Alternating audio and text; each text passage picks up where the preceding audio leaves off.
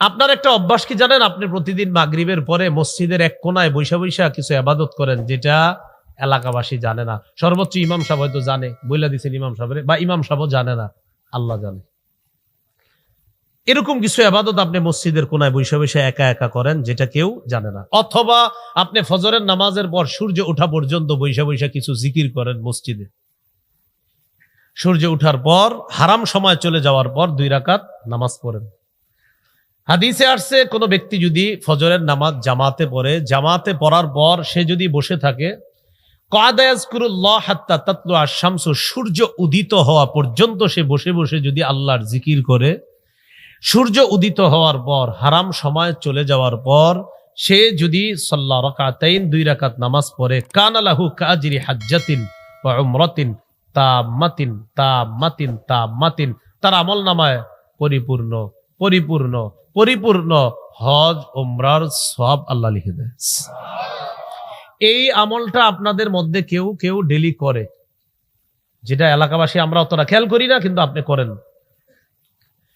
হঠাৎ কি হয়েছে, একদিন আপনি অসুস্থ হয়ে গেছেন, এই দিন ফজরের সালাম ফিরানোর পর তাড়াতাড়ি বাসায় চলে গেছেন, বাড়িতে গিয়ে যদ্দূর পারছেন ইবাদত করে তাড়াতাড়ি শুয়ে গেছেন।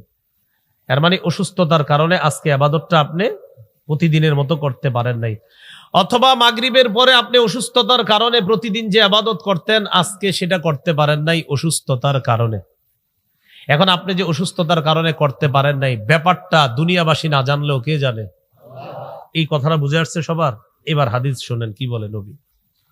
ক্বালা রাসূলুল্লাহ সাল্লাল্লাহু আলাইহি ওয়াসাল্লাম, ইন্নাল আবদা ইযা কানা আলা তরিকাতিন হাসানাতিন মিনাল ইবাদাহ সুম্মা মারিদা, কোন বান্দা যখন ইবাদতের সুন্দর একটা পদ্ধতি গ্রহণ করার পর, সুম্মা মারিদা, বান্দা যখন অসুস্থ হয়ে যায়, এক বান্দা ইবাদতের সুন্দর একটা পদ্ধতি গ্রহণ করে, প্রতিদিন নিয়ম করে করে সে ইবাদত করে, এমন সুন্দর সুন্দর ইবাদত, নবীজি বলেন হঠাৎ ওই বান্দা অসুস্থ হয়ে যায়, যাওয়ার পর কিলা লিল মালাকিল মুআক্কালি বিহি, তার সাথে তার আমলনামা লেখে যেই ফেরেশতা, ওই ফেরেশতাকে আল্লাহ তাআলা ডাক দিয়ে বলে, উকতুব বিমিসলি আমালিহি ইযা কানা তালিকা, ও ফেরেশতা লেখা বন্ধ রাখো না, ও অসুস্থতার কারণে গতকালকের ইবাদত গুলা করতে পারে নাই, আমি আল্লাহ তো কম দিতে পারি না, আমি তো জানি ও সুস্থ থাকলে আজকে ইবাদতটা করতো, অসুস্থতার কারণে করে নাই, তো সমস্যা কি করে নাই, তুমি সওয়াব লেখা বন্ধ করবা না, গতকালকের মতো আজকেও সওয়াব লেখো। আমার বান্দা যে ইবাদত কেন করে না সেটা তো আমি জানি, সওয়াব লেখো। আল্লাহ আমাদের সকলকে পার্সোনাল কিছু ইবাদত আমরা করার তৌফিক দান করেন। আপনি কিছু কিছু পার্সোনাল ইবাদত যেটা কেউ জানবে না, এই কিছু ইবাদত গ্রহণ করেন। হঠাৎ যেদিন করতে পারবেন না, আপনার এই পার্সোনাল ইবাদতটা জানে কে? সেদিন আল্লাহ ফেরেশতাকে বলবে, আমার বান্দা যে করতো ইবাদতটা সেটা তো আমি জানি, আর আজকে কেন করে না সেটাও আমি জানি, সওয়াব লেখা বন্ধ করবা না, লিখতে থাকো। আল্লাহ আমাদেরকে কথাগুলা বুঝার তৌফিক দান করেন। এগুলো 4 নাম্বার দৃষ্টান্ত।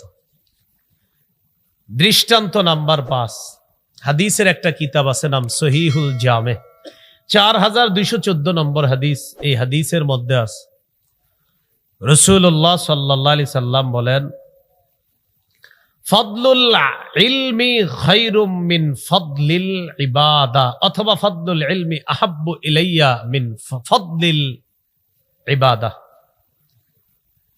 ফাদলুল ইলমি খায়রুন ওয়া আহাব্বু ইলাইয়া মিন ফাদলিল ইবাদা।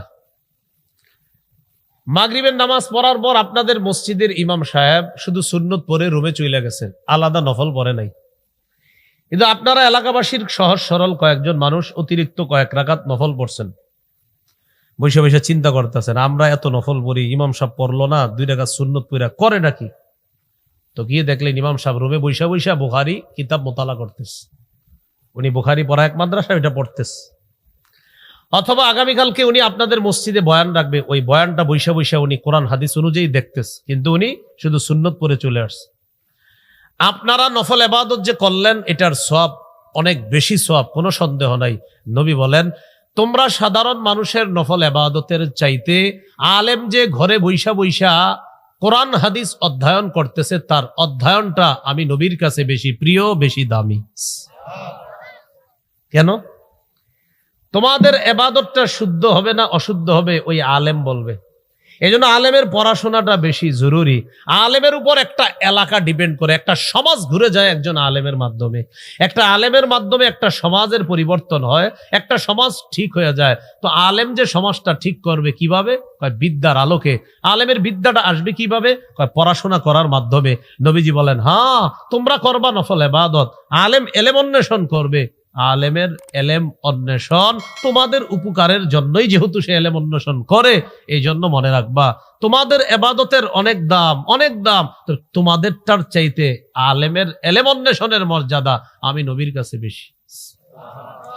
এর মানে কিন্তু আপনারা নফল নামাজ ছেড়ে দিয়েন না, নাউজুবিল্লাহ। আপনাদেরটা তো সওয়াব আছে।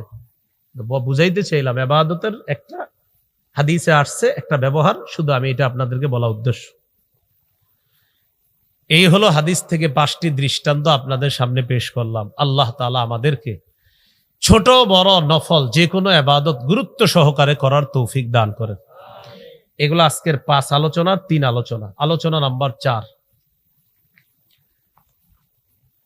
উপকারিতা লাভের দিক থেকে ইবাদত 2 প্রকার। বলেন, উপকারিতা লাভের দিক থেকে ইবাদত কয় প্রকার? 2 প্রকার।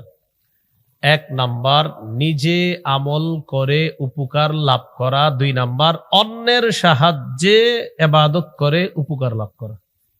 একটা নিজে নিজে আমি আমল করবো, সওয়াব হবে। আরেকটা আমল আছে যে আমলটায় আরেকজন লাগবে, ওই আরেকজনের মাধ্যমে সওয়াব কামাই করা। তাহলে উপকারিতা লাভের দিক থেকে ইবাদত কয় প্রকার? 1 নিজে ইবাদত করে উপকারিতা লাভ করা, 2 অন্যের সাহায্য ইবাদত করে উপকারিতা লাভ করা।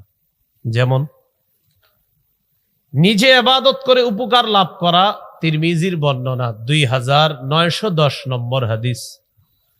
قال رسول الله صلى الله عليه وسلم من قرأ حرفا من كتاب الله فله به حسنة والحسنة بعشر أمثالها لا أقول ألف لام ميم حرف ولكن ألف حرف ولام حرف وميم حرف। নবীজি বলেন, কোন বান্দা যখন কোরআনের একটি অক্ষর তেলাওয়াত করে, সাথে সাথে তার আমলনামায় 10টা নেকি। নবীজি বলেন, আমি বলছি না আলিফ লাম মিম পুরাটা একটা অক্ষর, বরং আলিফ একটা অক্ষর, লাম একটা অক্ষর, মিম একটি অক্ষর, 3 অক্ষরে 30টা নেকি আল্লাহ তার আমল নামায় দিয়ে দেয়। মাগরিবের 20 মিনিট আগে মসজিদে চলে আসছে, বৈশা বৈশা আমপারা পড়তেছে, আলহামদু আলহামদু, হামজা লাম জবর আল, হামিম জবর হাম, আল হাম দাল পেশ দু আলহামদু। মজনা সাহেব আমার পড়াটা একটু শোনেন তো, হামজা লাম জবর আল, হামিম জবর হাম, আল হাম দাল পেশ দু আলহামদু। মজনা সাহেব আমার পড়াটা হয়েছে, আলহামদু দেখেন তো হয়েছে কিনা। এরকম আপনি বৈশা বৈশা মজনা সাহেবরে বলতেছেন, ইমাম সাহেবরে বলতেছেন, আলহামদু হুজুর পড়াটা হয়েছে আমার, আলহামদু পড়াটা হয়েছে, এরকম বলতেছেন। আমি মোট 8 বার বললাম, আল্লাহ আমার আমল নামায় 400 সওয়াব দিস। আপনিও লাগলে আপনারা মনে মনে ঘুরে ফেলেন। আলহামদুতে 5 অক্ষর, 5 10 50, আমার মোট 450 হয়ে গেছে। কারণ আবার আলহামদু, আবার হয়ে গেছে আরো 50, 500 হয়ে গেছে আমার। মানে আমি যতবার আলহামদু, এই যে আবার 550। ইয়াকিন কিভাবে বুঝাইলে মানুষ বুঝবে? ইয়াকিন যে আপনি আলহামদু 600, এটা পড়ার সাথে সাথে আপনার আমলনামায় 50টা নেকি। আল্লাহ আমাদেরকে বুঝার তৌফিক দান করেন। হেফজখানার পোলাবানগুলার সওয়াব কি পরিমাণ, হ্যাঁ মাশাআল্লাহ। এই যে এদেরকে আদর করবেন, বাচ্চাগুলারে মহব্বত করবেন, মায়া করবেন, এদের কি পরিমাণ নেকি। এরা মাঝে মাঝে দুষ্টামি করলেও একটু ছাড় দিয়ে, ছোট মানুষ নাবালেক বাচ্চা একটু দুষ্টামি তো করবেই। আপনি এমন রাগ হন, এভাবে ধমক দিয়ে না, কারণ এই বাচ্চার বয়স 8, সিনায় 30 পারা। এ তো এখনো নাকের পানি মুছতে জানে না, তে তো 30 পারা সিনায় নিয়ে নিস। আল্লাহ আমাদেরকে বুঝার তৌফিক দান করে। তাহলে 1 অক্ষরে 10 নেকি, এই নেকি কেন ছাড়বো আমরা? নিয়মিত বেশি বেশি আমরা এই নিজস্ব আমলটা করে সওয়াব কামাই করার তৌফিক দান করে। এবার শুনি অন্যের সাহায্যে নেকি করা এটা কেমন? আপনি দান করবেন, তো দান কেমনে করবেন? কথার কথা, আপনি একজন অসহায় দরিদ্রকে দান করবেন। অসহায় দরিদ্রকে দান করলে সওয়াব পাবেন আপনি, বাকি ওর সহযোগিতায় সওয়াবটা পাইলেন। আত্মীয় স্বজনের গরিব যারা, তাদেরকে জাকাত দিলে লাভ আপনার। আল্লাহ বলে ওরা আছে বলেই তো তুমি সওয়াব পাইছো। সুবহানাল্লাহ, ওদেরকে তুমি জাকাত দিতে পাইছো বলেই তো সওয়াবটা পাইছো, তুমি তো পাইতা না। সহিহ বুখারীর বর্ণনা 5353 5353 নম্বর হাদিস। 5353 কিভাবে হয়? 5353 না, এইভাবে। এই হাদিসের মধ্যে আছে ক্বালা রাসূলুল্লাহ সাল্লাল্লাহু আলাইহি ওয়াসাল্লাম আস-সাঈ আলাল আরমিলাতি ওয়াল মিসকিন কাল মুজাহিদি ফি সাবিলিল্লাহ আওয়াস সাইমিন নাহার আল কাইমিল লাইল। কোন ব্যক্তি যদি অসহায় বিধবা নারীর প্রতি সহায়তা প্রদান করে, অসহায়দের কাছে সহায়তা পাঠিয়ে দেয়। বন্যায় কত নারী তার স্বামীকে হারিয়েছে, এই অসহায় বিধবা নারীদেরকে তালাশ করে করে তাদের কাছে সাহায্য পৌঁছায় দেয়।